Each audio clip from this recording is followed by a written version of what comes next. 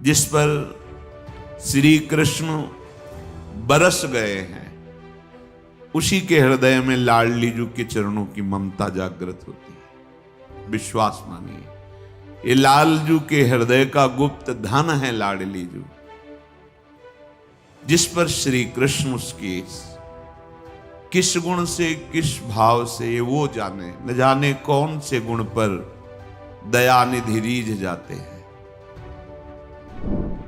हम तो यही कहेंगे कि हमारी उद्दंडता देख करके वो दयालु हो गए। जैसे सन्निपात में आदमी को ज्ञान नहीं होता, ऐसे यौवन का सन्निपात चढ़ता है, कुछ समझ में नहीं आता, क्या धर्म क्या धर्म।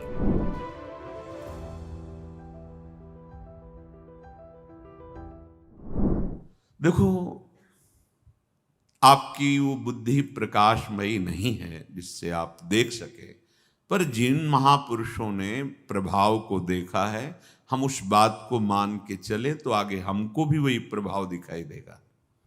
एक वृंदावन के वैष्णव थे, काशी में रहते थे, राधा माधव की सेवा विराजमान थी। राधा माधव की अष्टयाम सेवा तो उनको समय ही नहीं मिलता था कहीं जाने का, किसी से मिलने का, और बड़े तेजस्वी गृहस्थ थे। काशी विश्वनाथ भगवान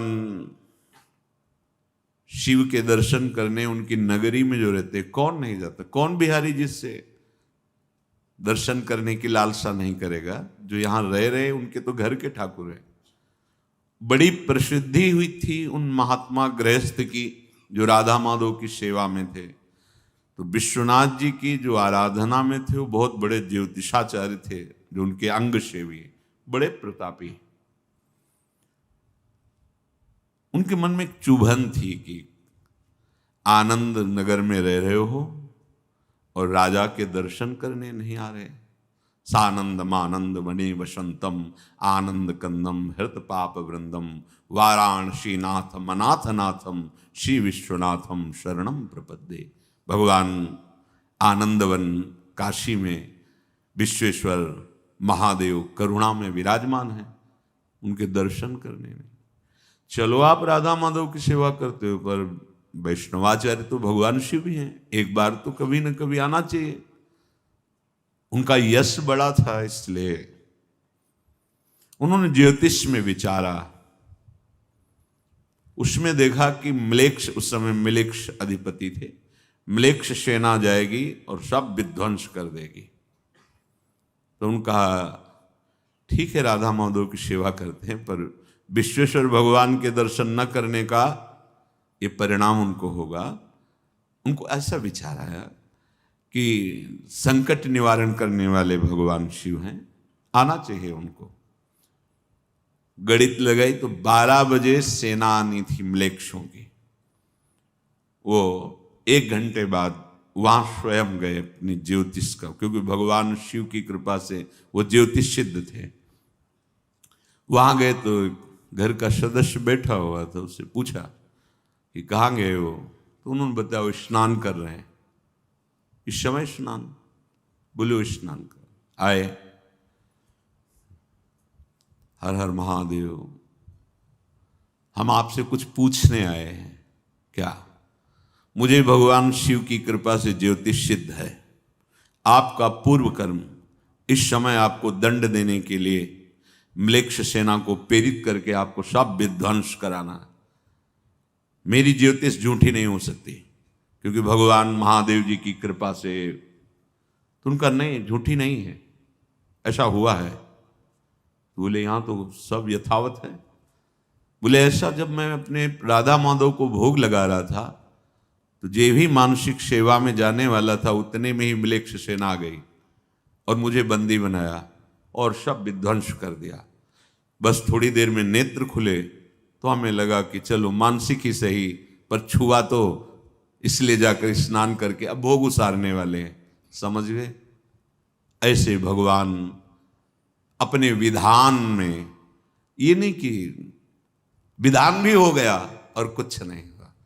वो बड़े आश्चर्यचकित हुए कि राधा माधव की बड़ी अद्भुत कृपा, विधान भी पूरा हो गया, ज्योतिष झूठी नहीं हुई और कुछ हुआ भी नहीं। भगवान अपने महान भक्तों के बड़े बड़े दोषों को क्षमा कर देते हैं, कुछ स्वप्न में, कुछ प्रगट में, ऐसे भय दिखा के एकदम नाम मात्र। जैसे माँ अपने बच्चे को किसी अपराध से बचाना चाहती हो, लोगों ने घेर लिया हो, तो वो स्वयं पीटने की लीला करेगी, ऊंचे हाथ उठाएगी, खुद चिल्लाएगी और जोर से मारने की लीला करेगी, पर थप्पड़ बहुत कमजोर लगेगा, जाके हाथ बहुत ऊंचा उठेगा, आवाज बहुत जोर की बोलेगी, नहीं मानता, ये ऐसा ही है। और ऐसे ही भगवान अपने भक्त का दुलार करते हैं। अगर वो कोई विधान भी करते हैं तो बहुत जोर का दिखाई देता है, लेकिन चोट बहुत कम पहुंचती है और निपटा देते हैं। थोड़े में सब संस्कारों को भस्म करके निर्मल भक्ति दे देते हैं। काफी तो निंदक लोग बांट लेते हैं। जब सतमार्ग में चला जाता है तो काफी निंदक कृपालुजन होते हैं, वो बांट लेते हैं। जो शुभ होता है वो प्रणाम नमस्कार वंदना करने वाले ले जाते हैं, तो ना बचा अशुभ ना बचा शुभ, वो भगवान को प्राप्त हो जाते हैं। बड़े कृपालु भगवान है, उन्हीं की कृपा से निस्तार हो सकता है। माम चेत क्षमा सत्कृपौ, अब कोई और क्षमा नहीं कर सकता, मुझे और कोई क्षमा नहीं कर सकता। केवल अब भगवत कृपा ही क्षमा कर सकती है, और भगवत कृपा का स्वरूप है साक्षात वृंदावन।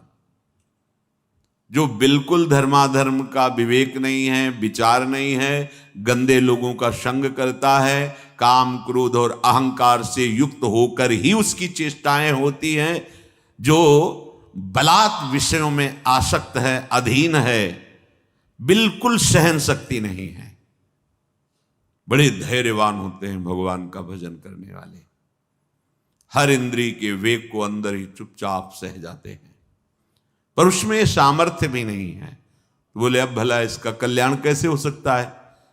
तो बोले सक्षमा सत्कृपौ, जो महान क्षमा और कृपा से युक्त है वृंदावन धाम है। श्रीपाद कह रहे संपूर्ण जीवों के प्रति मां की तरह प्यार करने वाला वृंदावन धाम है। आश्रय ले लो वृंदावन का, वास स्वीकार करो, दो में से जो भी हो जाए, जल्दी करो, समय नहीं।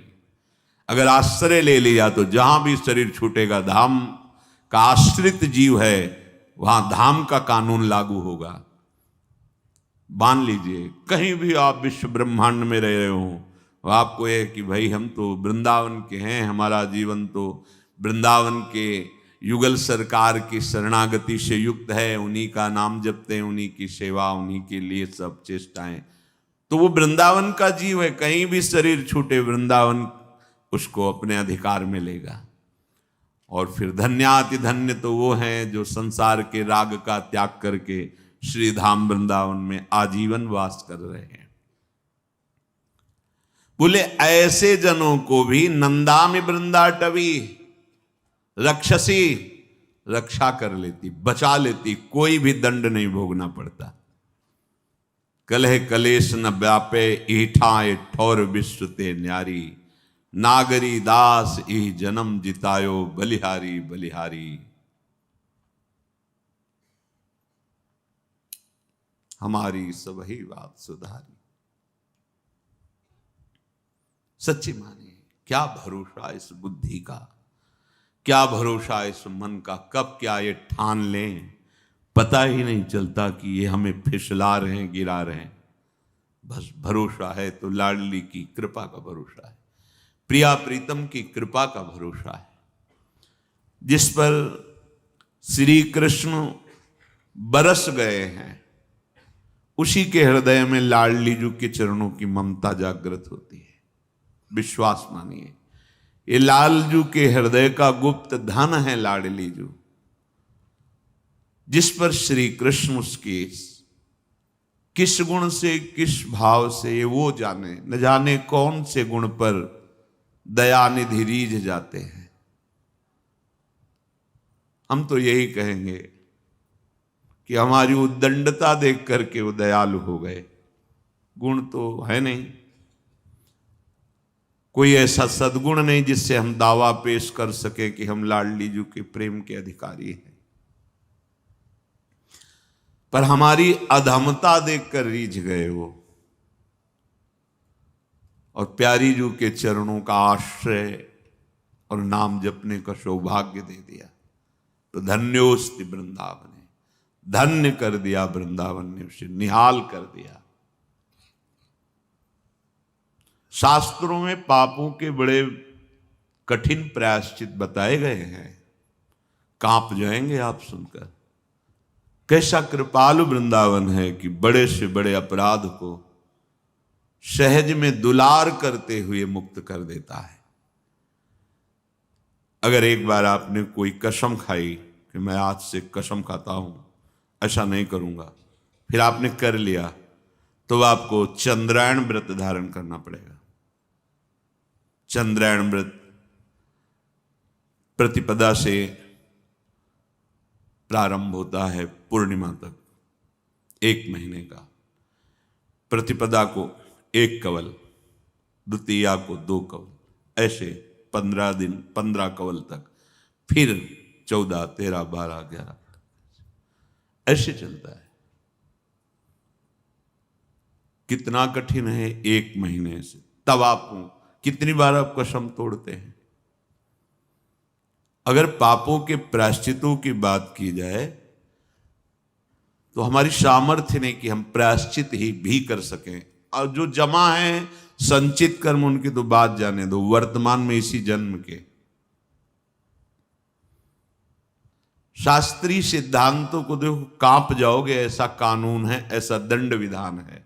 ये तो धाम है, मां है, ये कृपा करता है। बस विधान के अनुसार, अगर शास्त्रीय कानून के अनुसार दंड मिले तो ये जैसे कहा जाता है कि वो गाड़ी में आग लगी, सब जल गए, ऐसे आग नहीं लग सकती।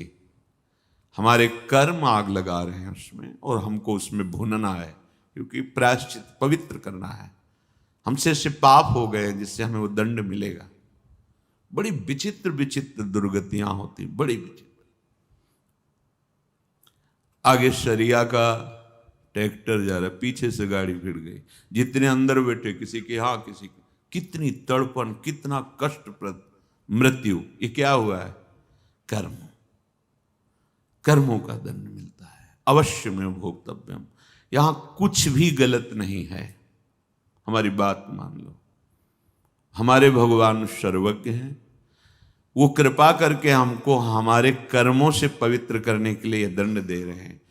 और यदि नाम रूप लीला धाम की शरण में हो जाओ तो बिना दंड भोगे सब समाप्त हो जाएगा। मानो अनंत जन्मों का हिसाब जमा है।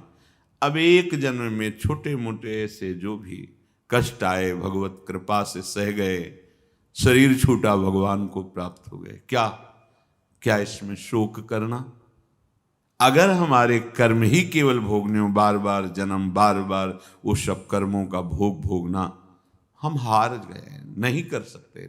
इतना सामग्री जमा है कि हम भोग भोग करके नहीं निपटा पाएंगे। तो त्राहि माम शरणागत, सन्मुख होए जीव मोहि जबहि, जन्म कोटि अघनाशों तबहि। करोड़ जन्मों के पाप उसके केवल सन्मुखता होने पर भगवान नष्ट कर देते हैं।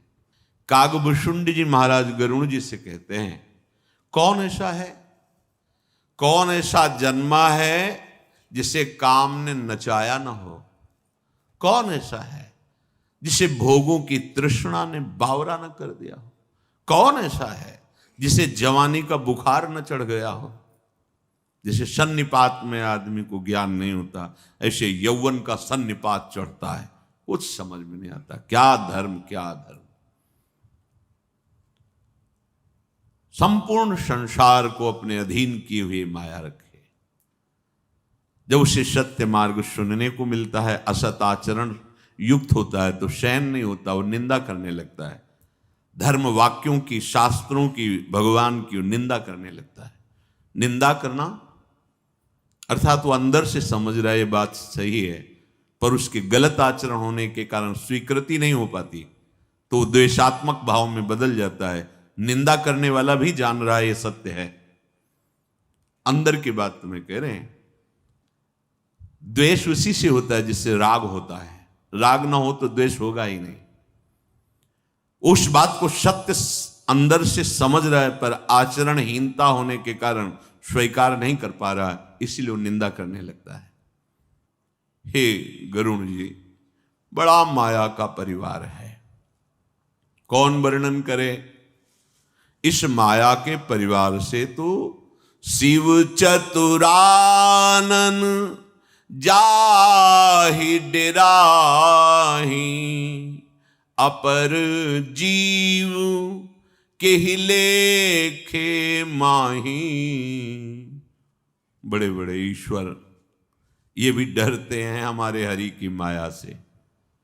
शिव चतुरानन जाहि डेराही, अपर जीव, ए बेचारे जीव क्या है। माया का प्रचंड सैन्य बल है, छोटी मोटी हस्ती नहीं है, भगवान की शक्ति है। मम माया दुरत्या, ये काम क्रोध लोभ ये सेनापति हैं इसके। दंभ कपट पाखंड ये विशेष सेना के योद्धा हैं, बड़े बड़ों को परास्त करने की सामर्थ्य इनमें है। प्रचंड सेना, प्रचंड सेनापति माया के। सो दासी रघुबीर के, समुझे मिथ्या सोपी। छूट न राम कृपा बिनु, नाथ कहूं पन रोपी। मैं प्रण करके कहता हूं कि बिना भगवान की कृपा के इस प्रचंड माया के सेनापति और सेना से जीत पाना बहुत कठिन है। ये प्रचंड माया और इसके सेनापति, इसकी सेना, ये सब भगवान की ही है, किसी और के। सो दासी रघुवीर की। जब भजन करोगे तो यही सब मिथ्या हो जाएंगे, शक्तिहीन हो जाएंगे, पर निरंतर नाम जप, इसीलिए सबसे प्रार्थना करते रहते हैं। जैसे हम कहते हैं कि अगर ऐसा करोगे तो तुम्हारा भजन सब नष्ट हो जाएगा। उसका भाव यह है कि जो तुमने वर्षों के अभ्यास से, भजन का अभ्यास, वो रुक जाएगा। भजन कभी नष्ट नहीं होता। मानो आपने कुछ समय लगातार भजन की प्रयास वृत्ति की, कोई ऐसी गलती बन गई, कोई ऐसा अपराध बन गया, भजन में रुचि नहीं रह गई, श्रद्धा नहीं रह गई, कोई बात नहीं। जितना भजन किया अब वो तुम्हें बचाएगा, वो कभी नष्ट नहीं, कभी नष्ट नहीं होगा, किसी भी जन्म में नष्ट ही नहीं होगा। वो तो अविनाशी। एक बार बोला राधा राम कृष्ण हरि शिव, जो नाम ये अविनाशी है, ये ऐसा थोड़ी कि अपराध से नष्ट हो जाएगा। हाँ, रुक जाएगा, ढक जाएगा, और आपको अपराध के समय बोध होगा कोई सहयोगी नहीं, तभी तुम घबराओगे, भयभीत होगे, दंड मिलेगा। पर जहां उस अपराध का मोचन हुआ तो वही भजन प्रकाशित हो जाएगा, वो कभी नष्ट नहीं होता। इसलिए प्रतिपल कंजूस की भांति नाम को समेटो, एकत्रित करो, खर्चा मत करो, नाम को बचाओ। नाम जपना कठिन, कर भजन करके उसे बचाना कठिन, और बचा के उसे पचाना कठिन। बेचो मत नाम को, ये संपत्ति बेचने वाली नहीं। यहां मणि दे करके कांच खरीदना होगा नहीं, छोड़ो, प्रभु के ऊपर छोड़ो। वो योगक्षेमम वहां हम कह रहे हैं, आप खूब नाम जप करो। नाम में इतनी बड़ी शक्ति विराजमान है कि जिस प्रचंड माया की महिमा का वर्णन किया गया, कौन ऐसा जन्मा, कौन ऐसा जन्मा, जिस प्रचंड माया के सेनापति काम क्रोध लोभ आदि की महिमा का वर्णन किया गया, कपट दंभ पाखंड सेना का वर्णन किया गया, ये सब मिथ्या हो जाती है, शक्तिहीन हो जाती है नाम जापक के सामने। सो दासी रघुवीर के, जैसे हम भगवान के अंश हैं तो वो भी भगवान की शक्ति है, पर भगवान नाम के प्रभाव से वो मिथ्या हो जाती है। नहीं, तुम्हारे मिथ्या कहने से नहीं होगा। अगर रस्सी दूर से सांप दिखाई दे रही तो कदम नहीं मारोगे, और फिर धीरे से दिखाई देने लगेगा कि वो फुंकार मार रहा है। और जहां प्रकाश पहुंचा या पहुंचा हुआ, वहां कोई आपको विश्वास दिला दे कि देखो मैं खड़ा हूं, बिल्कुल सांप नहीं, ये रस्सी है, आप आके खुद देख लो, वो भय खत्म हो जाएगा। ऐसे ही माया रस्सी का सांप है। माँ माने नहीं, या माने जो, माया जो नहीं है, ना होते हुए ये देखो कितना प्रचंड प्रताप है। जो प्रभु हैं, नाम है, धाम है, लीला है, अगर उस पे आ जाओगे तो ये जो माया का प्रचंड प्रताप वर्णन किया गया है ये है ही नहीं, मिथ्या हो जाएगा। पर ना होते हुए भी ठूठ का भूत इतना जोर का है कि जब तक भजन नहीं करोगे, बिनु हरि भजन न भवतरी या सिद्धांत पेल, और भजन न होए संग बिनु, बिना भक्तों के संग के भजन नहीं हो सकता।